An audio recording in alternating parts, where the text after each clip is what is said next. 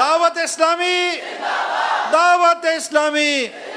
ماشاءاللہ ہمارے پاس علماء کرام کے بھی کچھ تاثرات ہیں، آئیے پھر یہ تھوڑی تھوڑی دیر کے بعد یہ بھی چلاتے رہیں گے، آئیے دیکھتے ہیں چند تاثرات۔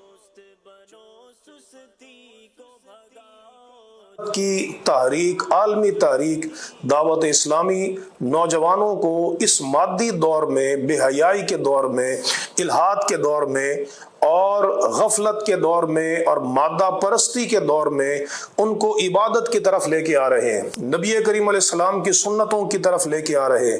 نوجوانوں میں اللہ رب العزت کی خشیت، اس کا خوف پیدا ہو رہا ہے۔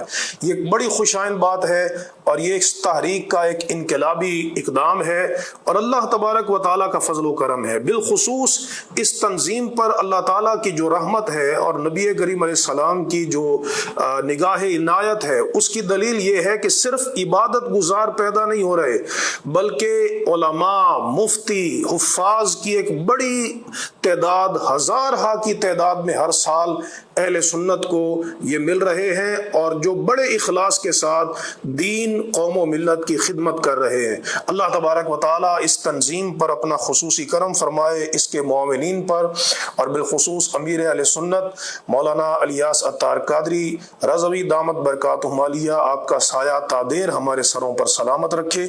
آمین آمین آمین۔ ماشاءاللہ ایک اور چلائیے۔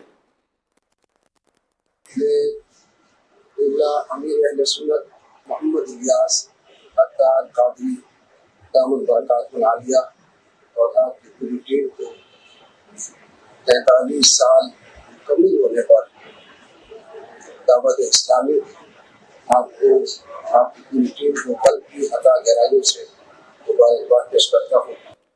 ماشاءاللہ، صلو علی الحبیب۔